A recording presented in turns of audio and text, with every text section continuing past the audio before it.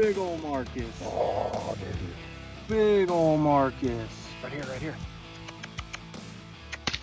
Welcome back to the Native Ways Podcast. I'm your host, Richard Ellis. I'm your co-host, Christian Miller. And today we're bringing y'all another episode. We're getting away from the artifact content and we're kind of diving into hunting season a little bit. But what we're going to talk about today is you can do this all year. So we'll let Christian kind of shout some stuff out and then we'll get into it. Yeah, so just want to give a shout out to everybody that follows us on our social medias. Pretty much you can find us on everything at Native Ways Podcast other than Snapchat. We appreciate the support from everybody. Appreciate y'all tuning in, listening, and like I said, giving us some support. And we have a good guest with us today. Richard, you want to shout out the people? Yeah. Before we jump into the guest, shout out Texas Cash, shout out Dancing Dogs, people that have been there for us from the start. So we really appreciate that. Texas Cash just dropped their quarterly issue for the year. So y'all go check it out. It's pretty cool. It's got some stuff regarding, I think it's a Clovis made out of mammoth ivory. So that may not be true. I may be lying. Go check it out. See for yourself. But another deal, the community cash is growing every month. We appreciate all y'all that have tuned in, supported throughout the year. We're continuing to grow. Got a new drop coming up probably in November, so y'all be ready. But yeah, Christian? Yeah, so we're going to introduce you to Moss's Dark Arrow, known on TikTok, known on some other social media platforms. I'll kind of let you introduce yourself and tell us what you do. How y'all doing, man? My name is Moz, man, a.k.a. the Dark Arrow. Most of y'all may know me as, but what I do is I'm a bow fisher. A lot of people don't know about bow fishing, so I'm just pretty much here to educate and tell y'all a little bit about it. I appreciate Native Ways for having me out here and giving me the chance to speak to you guys, and I'm ready to jump into it. Heck yeah. Yeah, so I guess we can jump into kind of what bow fishing is. A lot of people might not know what it is, might not know anything about it, might not be educated. So if you want to kind of explain that first, we'll get into that. So bow fishing is fishing, but of course, like as you see in the name, is fishing with the bow. So normally you're fishing with a pole. That's the, you know what I'm saying, the classic everyday what you see. But I fish with a bow, and it's a lot harder. But once you get it down, it's a lot of fun. Yeah, right. It is a lot of fun. But what it is just combining archery and bow fishing. Well, archery and fishing in one. And you got to be pretty precise to hit a shot just because of the fact that you're aiming at a reflection.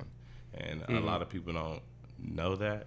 And once you pretty much master the angles and where to shoot, where to aim, you pretty much get it down and do what you have to do to get a successful bow fishing hunt. Heck yeah. Yeah, when you're aiming, so I've bow fished just a couple times. We kind of tinkered around with it in college, but I was terrible. You know, I can shoot a compound bow as far as out of water pretty good. Yeah. But when it came to shooting through the water, nah.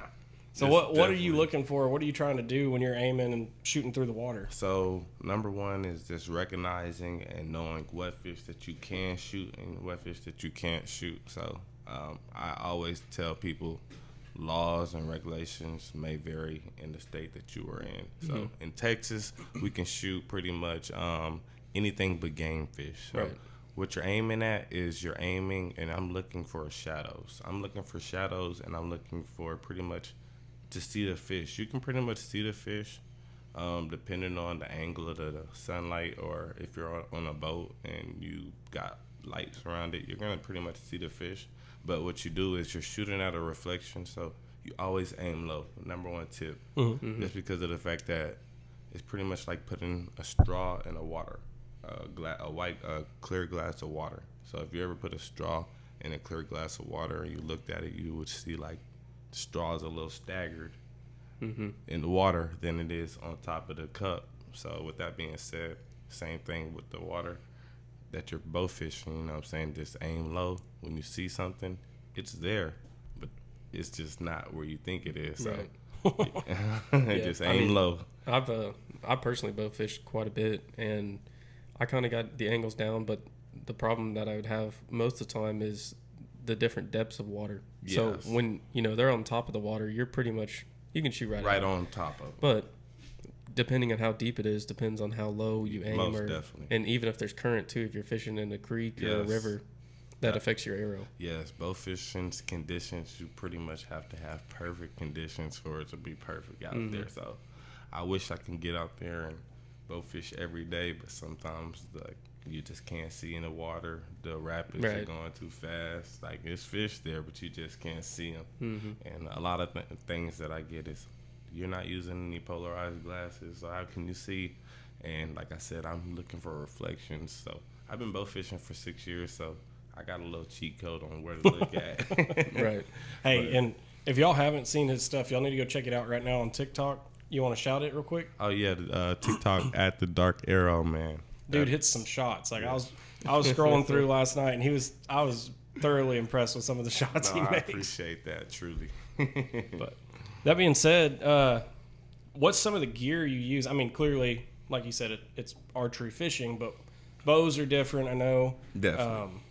You got reels, all that stuff. So you want to tell us a little bit about the gear? So yeah, getting into the gear, I have to go through the process of actually trying everything and then seeing what works best for me. And what worked best for me was Oneida. So shout out to Oneida. I feel like they're the number one bows in the game. If you watch the Slock Master, Tim Wells, shout out to Tim Wells, man, number one. But if you watch him, I believe they use the same bows, the Phoenixes and the G-Rexes and the Oneidas. Those are great bows. You can tune them down. You can use them for bow fishing and hunting. So it's like 2-in-1. So, but I went through the learning curve of, I started off with a recurve bow. And I feel like that's probably one of the hardest bows to pretty much shoot. Right. And yeah, it was hard shooting with the recurve bow. And somebody had actually stole that bow from me. So it was a blessing and a curse because I loved that bow, but it made me, I couldn't get the same bow, so it made me get a more expensive bow. And once I got a more expensive bow, I went to the Muzzy Vice. Shout out to Muzzy too. That's another big bow fishing brand. Pretty much top two right there, Oneida and Muzzy. AMS, those are pretty much the top three that I would have to say. But then I got into the Muzzy Vice. That's a compound bow as well. It's not like the Oneidas at all, but it does get the job done. Certain rest that I use, like arrow rest, I use the Quick Draw 2. Like this game is to be told and not sold. So that's what I tell people. So I use the Quick Draw 2. That's a cheat code for you. Metal rest, because of the fact that if you got a plastic rest, most of the time the rest is the first thing that takes all the damage and gets beat up. So shooting it, if you have a plastic rest, it's only wear and tear. It's only a matter of time before it breaks. So I went all metal rest, Quick Draw 2. I used the Muzzy tournament reel. I got certain modifications that I do have on my bow. My drawback length, my poundage, all that takes a big part of what you do. So if you got your poundage too strong, you're pretty much going to shoot all the way through the fish. So if you have it too light, you're just going to give them a little tattoo and poke them. So you got to have your poundage at the right poundage. I pretty much go over that. I make sure I memorize it. I don't have the exact measurements of my bows because I shoot 4 different bows, depending on the situation that I'm in right now. So, yeah, that's another thing. I'm shooting 4 different bows. So when I switch over, every single bow shoots differently. So that's another thing that I had to pretty much take in consideration. But just learning how to shoot with the bows and what they do. And if I want to shoot long range, I know to use this bow. If I want to shoot quick and fast in tournaments, like tonight, I'm actually shooting a tournament tonight. I know what bow that I'm going to use for that tournament. I got a shorter string on it. I got shorter tips on it just so I can get through, get in and out faster. Like, it's all about timing. So that's cool. So you talked a little bit about the poundage, and that's something that I've always been curious about myself because, you know, typically you're hunting, you're shooting like 70-pound draw, yeah, for sure. poundage wise. But what is it? I guess the median or average. So yeah, it's a big difference. So the first bow fishing, well, the first bow that I ever pulled back was I was bow fishing with an 80-pound drawback, and I looked like I can't even tell you what I looked like. I couldn't pull it back past this, but it was shooting like a gun. Yeah. So the average poundage that I pretty much tell everybody to go for is about 27 to 35 pounds. You know what I'm saying? Really? Yeah, you want to keep it right through there because you don't want to shoot all the way through the fish. It makes a mess. Depending on what kind of fish you shoot. If you shoot a gar, their scales are pretty sharp, so you'll end up losing the fish. If you shoot, especially the people that shoot like alligator gars and those 6-footers and stuff like that. Yeah, you don't want to shoot through those. You want to. You're saying that the scales will cut the line? Most definitely, Right. they'll cut the line Gotcha. for sure. Happens all the time. Happens at least once a night. So yeah. So, are you self-tuning, or do you go to the shop and get tuned up? So Or? I actually go to the shop. Shout out to Hoffy's Archery. I'm actually sponsored by them. You can actually go there locally here in Lampasas. Use my promo code DarkArrow10, and you can get 10% off all orders. But yeah, so I get it tuned by Hoffy's Archery. They take care of me. They make me feel like I'm at home. Like they've been like that since day one. Shout out to Aaron. They run the shop. They do an amazing job. So Cool. Shout out to Hoffy's. Cool. Yeah, I'm sure that the tuning process is a lot different from hunting than it is. Oh yeah, bow I'm about to fishing. say I just watched them do their work and stuff, and I'm just like, these guys are amazing. Right. I'm like, yeah, I wish I knew. So I guess kind of got through that, your equipment and stuff like that. So when you're actually going out, what are some things that you're looking for, I guess habitat-wise, to support of carp or gar? What do you look for when you're going to a water to a new spot to actually bow fish? So there's 2 different types of ways that you can bow fish that I believe. You can fish from the bank, or you can fish, like you can walk the bank, or you can fish from the boat. Right. So it just depends on which way that I'm going about bow fishing. So say if I was fishing from the bank, I would have to say, what's a perfect example that I could use? If you could ask that again, I could Yeah, pretty so, much explain it a little better. I guess if you're like, let's say you're going and you're fishing a river from the bank, or you're fishing a creek from the bank, what's something that you might look for as far as like maybe, when you're bass fishing, you look for structure, Facts. you look for the bottom, you look for rocks. I know that carp tend to go in more of like a high weed dense area, or a little bit muddier, stuff like that. So what do you look for when you're fishing from the bank, I guess, if we could say first? So honestly, when I'm fishing from the bank, it's honestly just crossing my fingers and hoping that I see fish. You're just But, sight fishing. Yeah, I'm just sight fishing. So I'll walk the bank, and then if I see a fish, sometimes I'll walk past a spot where I've never seen a fish, and I'll see a 50-pound buff, and I'm just like, what is going on today? Right. But I specifically like to go for like shallow water. Yeah. Shallow water. Carp love shallow water, especially when it rains, flood water, backwaters, things of that nature. They love to come out and eat that fresh grass, and that's another reason why I wanted to get into carp. There's different types of carp. Buffalo carp are native. Common carp are invasive. So what we're doing is we're getting the invasive species out of the water when we're bow fishing. And the reason being is one carp female can have up to 1 million eggs in 1 year or more. So even if 10% of that was to make it, it's still a huge number of fish that don't have any natural predators once they get past a certain size. Right. So with that being said, they like to spawn and they like to eat the grass of game fish that we actually eat. So that's what makes them invasive, because of the fact that if it does flood, they're gonna go into that shallow water and eat all that fresh grass. So at the bottom of the lakes, it probably looks like just dirt and things like that. But usually you would see like plants and things of that nature. So what they do is they just destroy all that grass, so other game fish that we actually eat and enjoy, such as catfish and bass and things like that nature, can't spawn, and they can't pretty much develop because of the fact that they have nowhere to do so. That was very well said. I mean, basically like a pig of the water. Yes, sir. Huge problem outside the water is feral pigs. And exactly what he just said. They tear up crops. They tear up farmland, tear up natural forage for whitetail and other species. So he's saying exactly the same thing with fish. Yes, sir.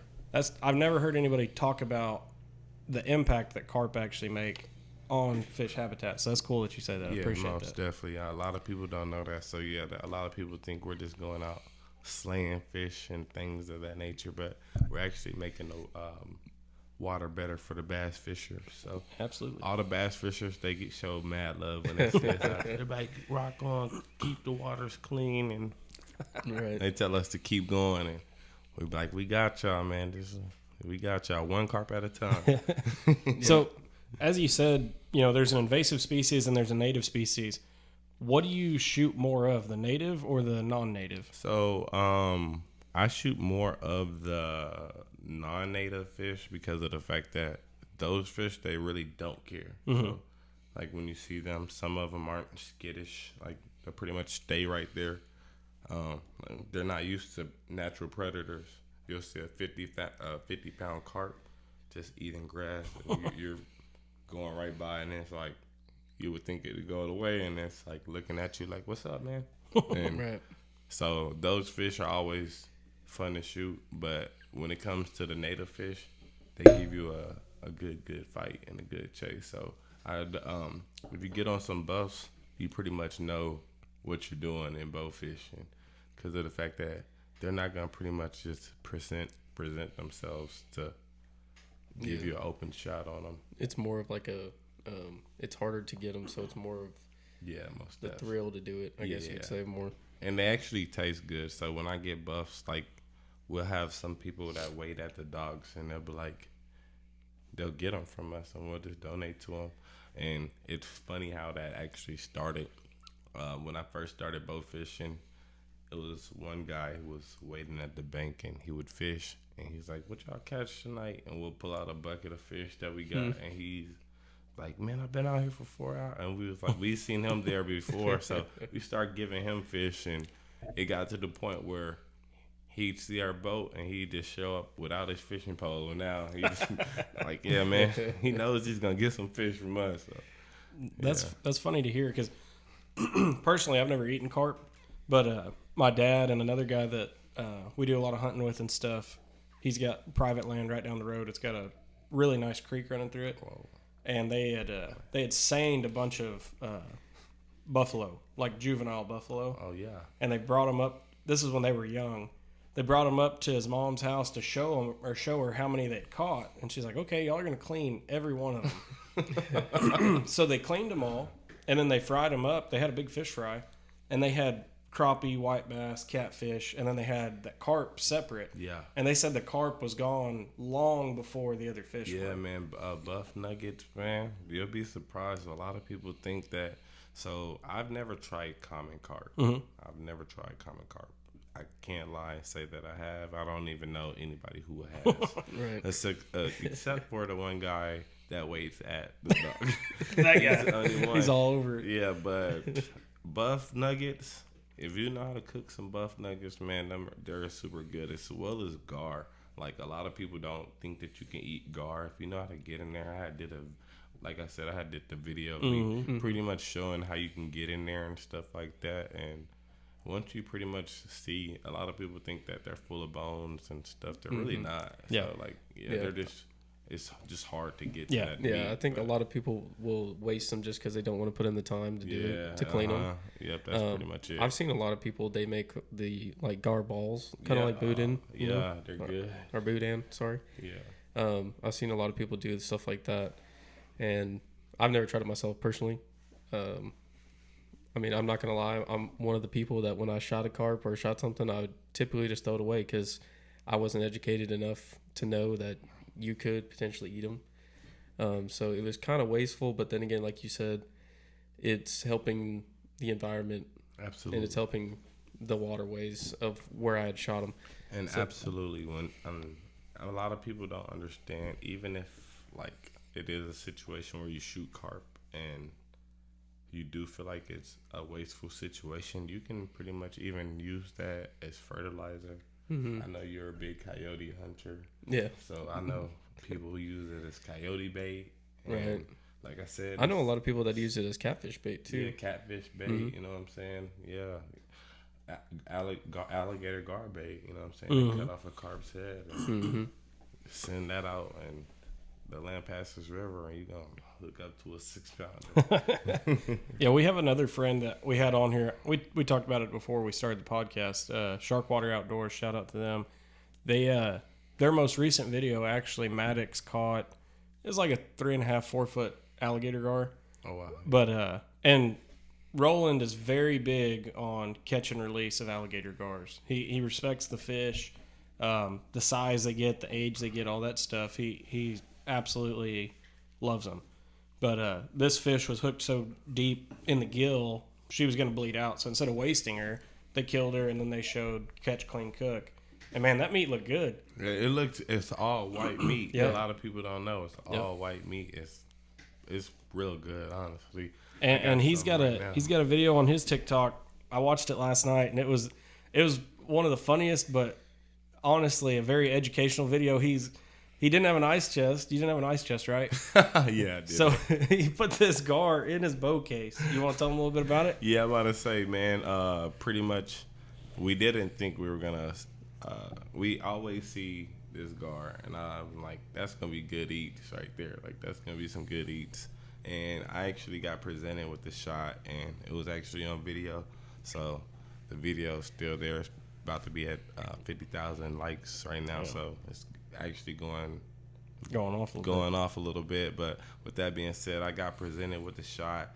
I landed the shot. I brought him in, and then I did the catch, cook, and clean. But unfortunately, I didn't have my ice chest big enough for the fish that I did. So I had to put the ice into my bow case, and that's one of my older bow cases. So yeah, I haven't used it in a while. I have a hunting bow that I've never used, so I just ended up taking the bow out of it and putting the gar in the bow case and going about it like that. Probably got a wall full of bows. At this point, it seems like you got like 6 of them. Yeah, man. Oh yeah, I got a couple bows for sure.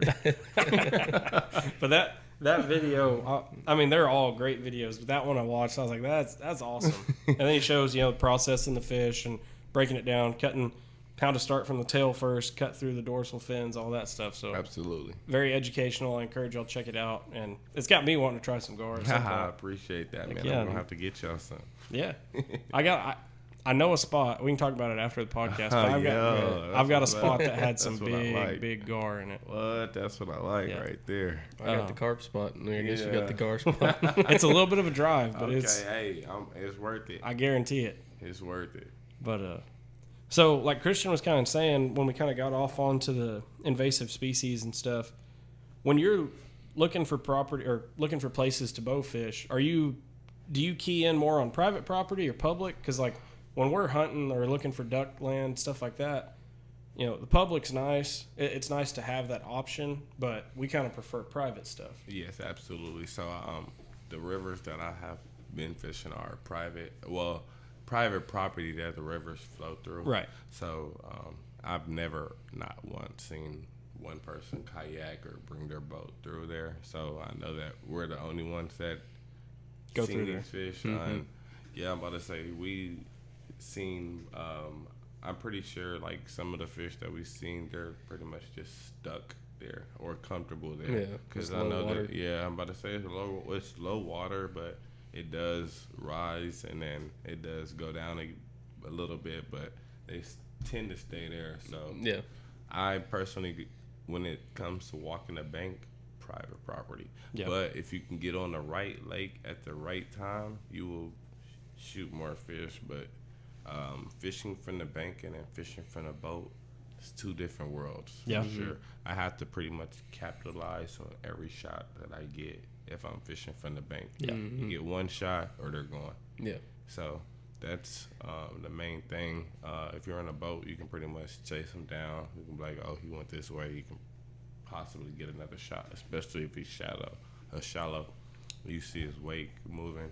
Like sometimes it's some big fish. So the wake, we just follow the wake. Right. And, yeah, I'll take us right to him. That shallow water, I love it. Shallow, clear water, baby. And I know that when you're on a boat, because it depends on how far you are above the water. Yeah. The angle of the shot, like I talked about earlier. I was fishing this one spot that it basically has like a 10-foot drop off down to the water, and it's a rock ledge that you can walk along. But just finding that angle coming off of that tall was like really hard, especially from when you're used to being almost level with the fish. Yeah, man. So I could see being on the bank and being on a boat. I mean, it takes two different skill sets, like as far as your angles and stuff like that. So, I mean, it really is kind of like an art to be good at it. I appreciate that. Yeah, No, definitely. I mean, it's not easy.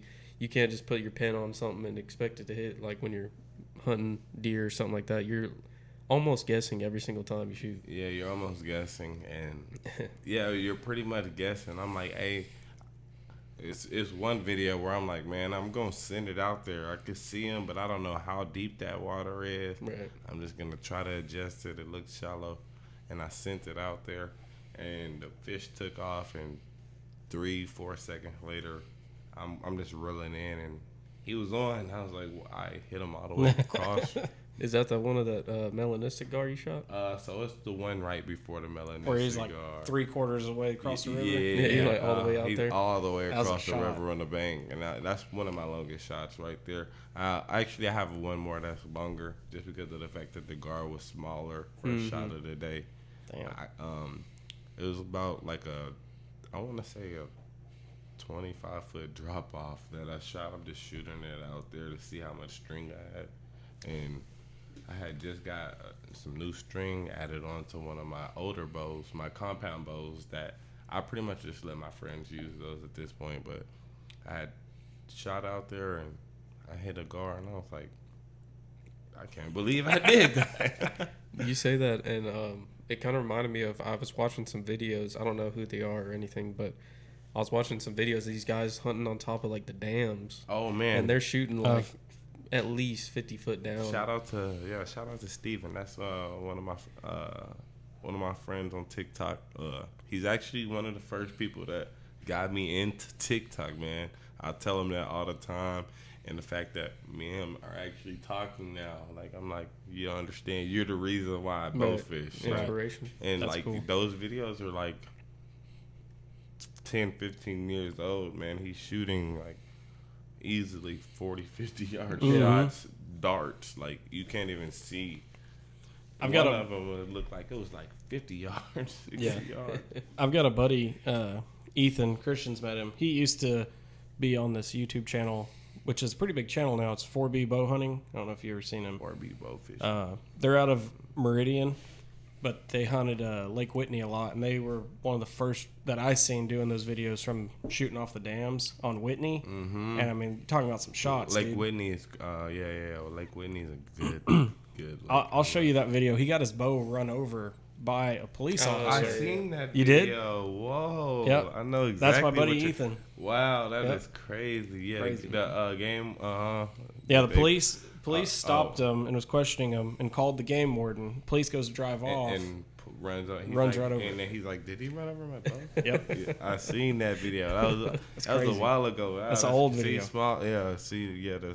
A lot of these guys don't know they're what influenced me to keep going in bow fishing. That's cool. That video right there was one of the ones I've seen personally, and was like, man, I wish I had a recurve then. I was like, somebody run over my bow, man. Oh, and then dude. it was like the fact that it was like a cop. I'm like, man, that sucks. Like it's like you can't really do anything about it, but try to see if he's gonna Pay you back. pay you back.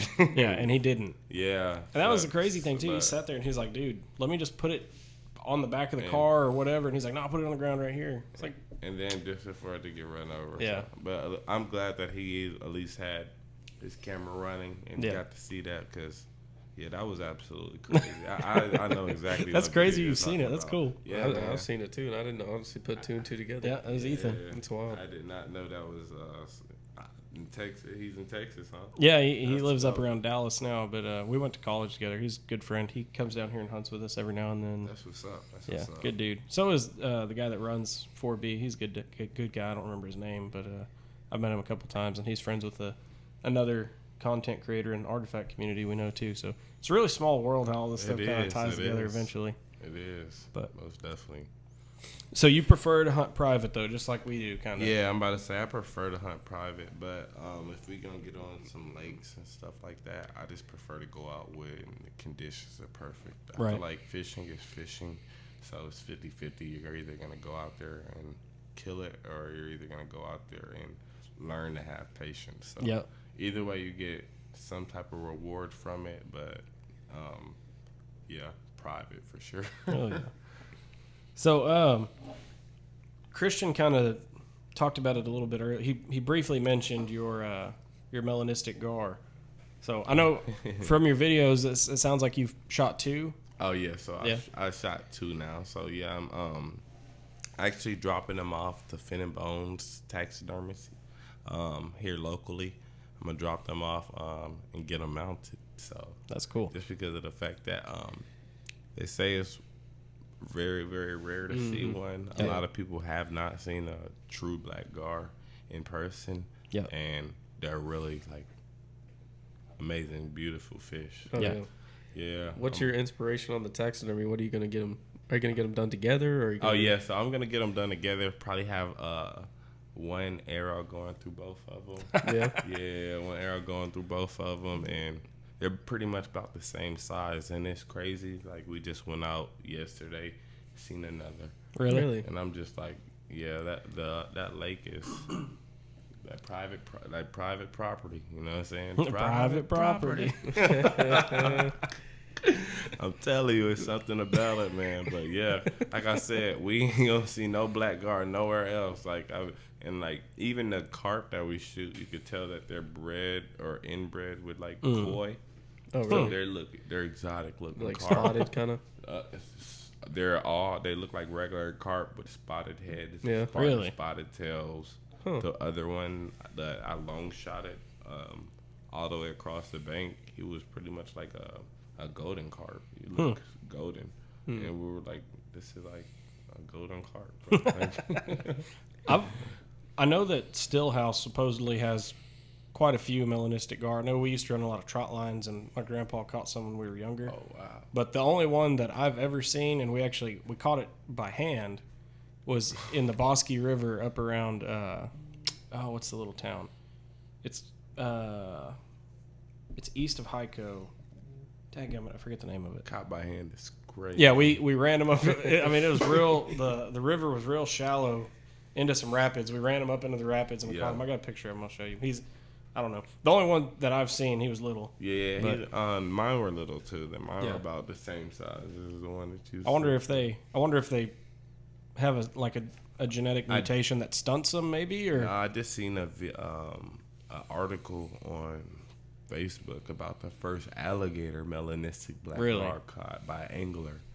So they caught him alive, and talk about a 6-foot all black alligator gar. Like that's a beautiful fish. that's Like, trophy. that is a trophy. Yeah, that's probably a once Even in a lifetime thing once- for anybody. Definitely once in a lifetime. I've never seen it, and it's an alligator gar, so it's times 10 of what I got. But Right. Yeah. and just seeing the videos that they have of it, him fighting and everything was like amazing just to see. I got awesome. tagged in that picture, and I was like, yeah, I got a needle nose gar, but that's an alligator gar. Bro. That's different. I've never seen that at all. A That's cool. melanistic alligator gar.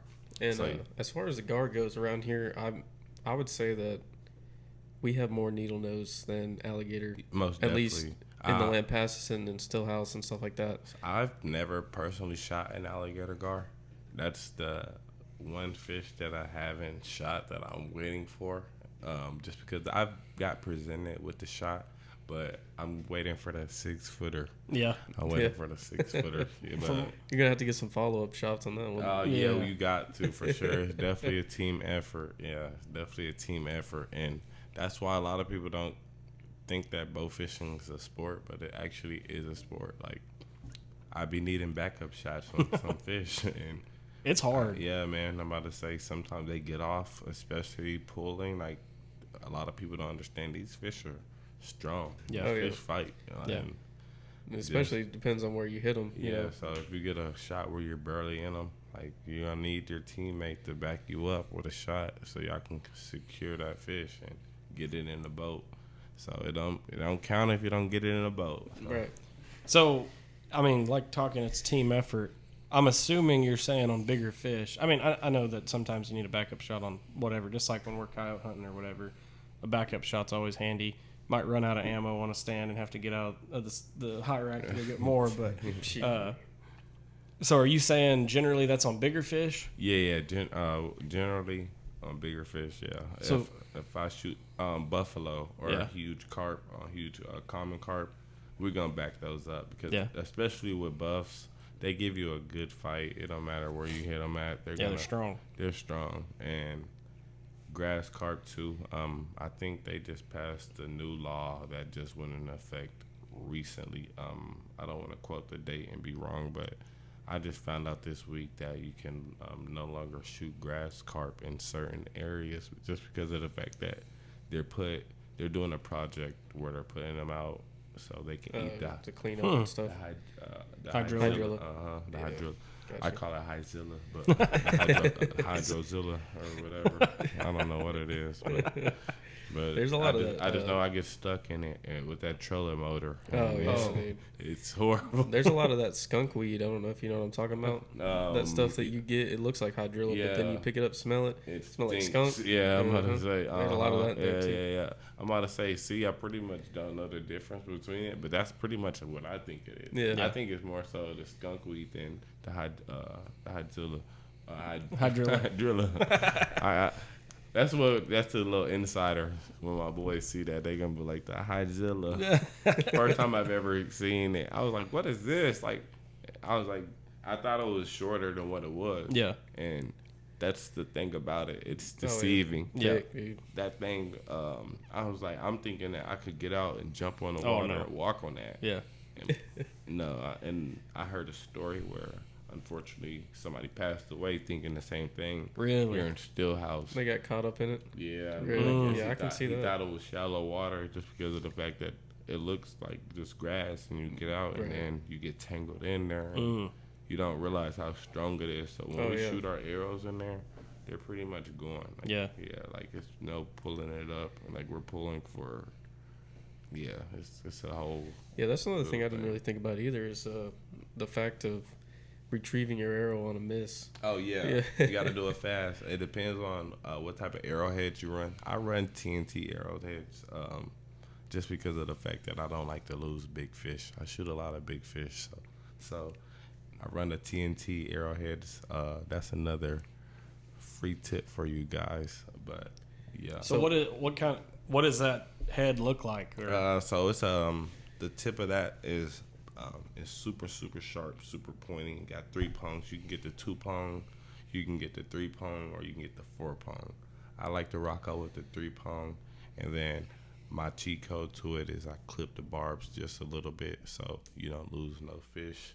You can shoot bigger fish.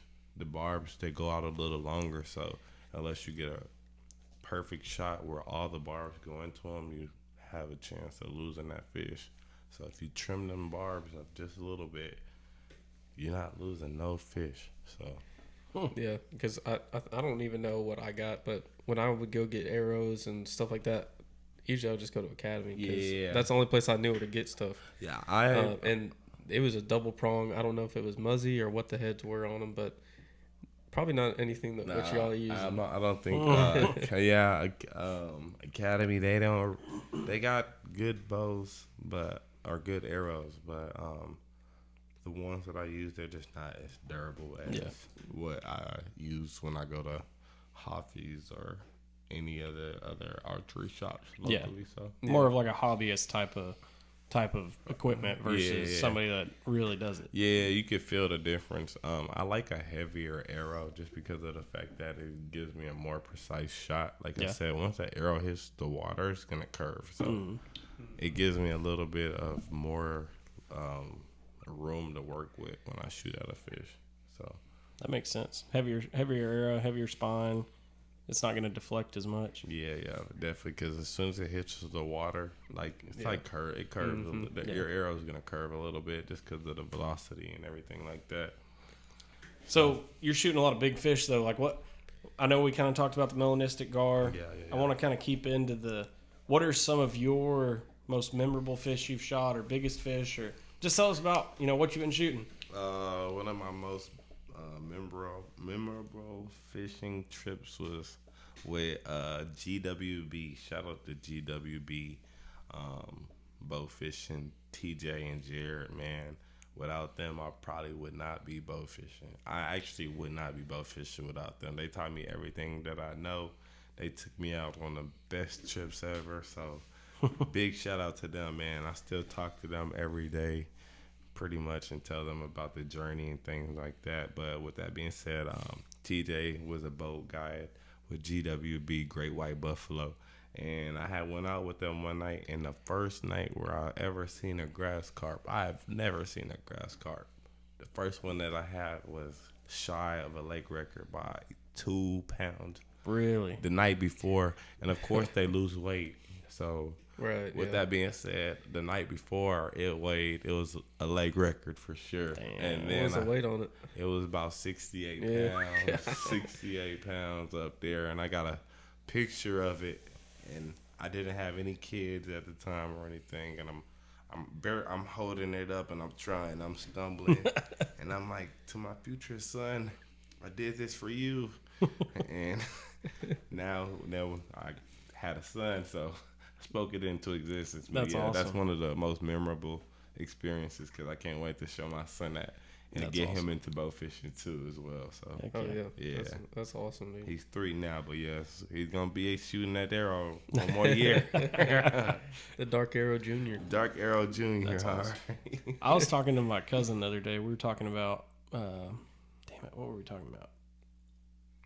Oh, I forget what it was. Anyway, whatever it was, we were talking about. I was like, man, you should record your experiences with them right now while they're too young to remember. That Yeah, way, absolutely. 5 years down the road when they're old enough to know what's going on, you can show them, be like, hey, look, and whatever it was they were doing, they have that connection and they have that actual video memory of it. And it takes them back to them. I'm like, I do remember a little bit. Yeah, that's I cool. be having a little bit of experience like that too.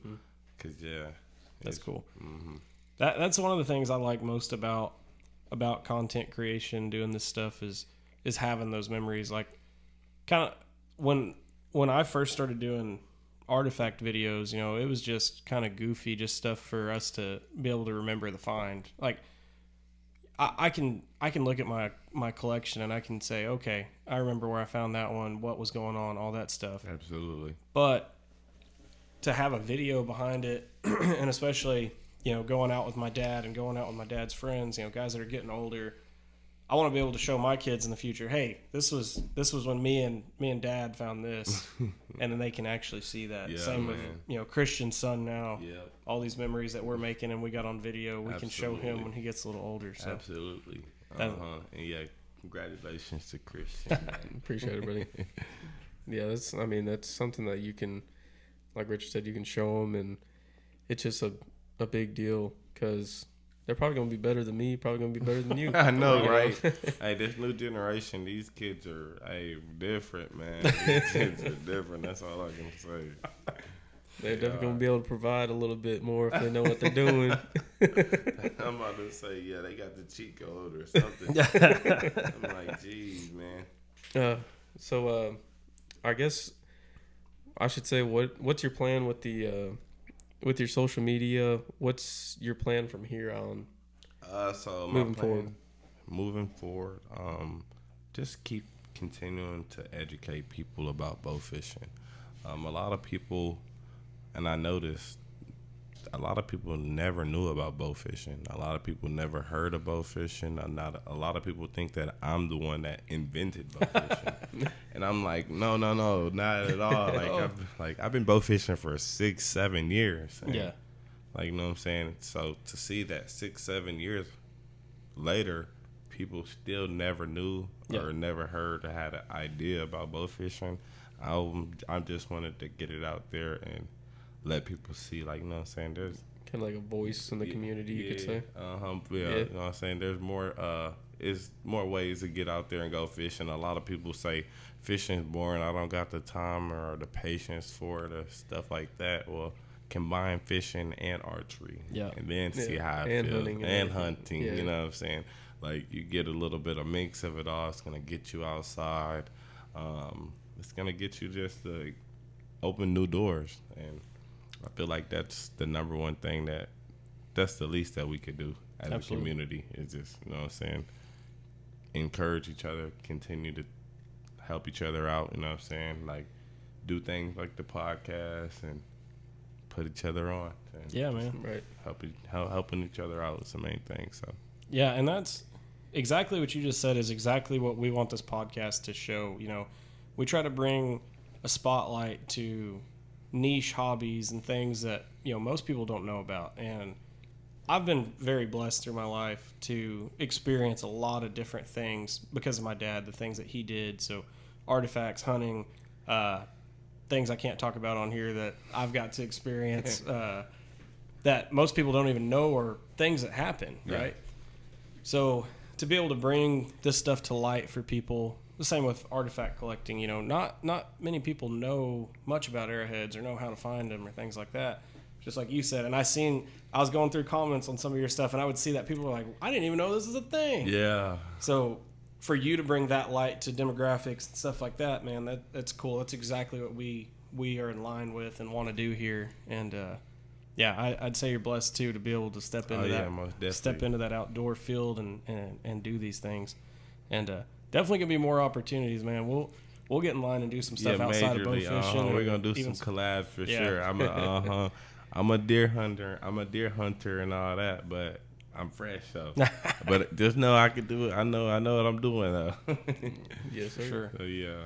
But we know you got a lot of stuff to do, man. I think this has been a great episode. We don't want to hold you up too long. I know you said you got somewhere to be at 2, and then you got a tournament tonight. Yeah, man. We fishing the Lake Buchanan tournament tonight, man. So excited for that. Rock Bottom Bow Fishing. Shout out to Rock Bottom Bow Fishing for the invite to fish the tournament tonight. I'm excited. Steven, he's also a bow fishing guide locally. So if you're here in Central Texas, if you ever want to go on a guided trip with a great dude, Steven, with Rock Bottom Bow Fishing, he does that. So shout out to Steven with Rock Bottom Bow Fishing. If you're in Austin area, shout out to Nick as well with Big Country Bow Fishing. I got to give them a shout out, man. Nick's a great dude as well. If you're in the Austin area and you ever want to get on some big fish and stuff like that, Nick puts the time and he actually goes out and he fishes every night, man. Talk about a lithium battery. Like, man, that's what everybody describes him as. Like, he gets after it. So shout out to them. They're the main reason why I'm doing what I'm doing. And Hoffy's Archery.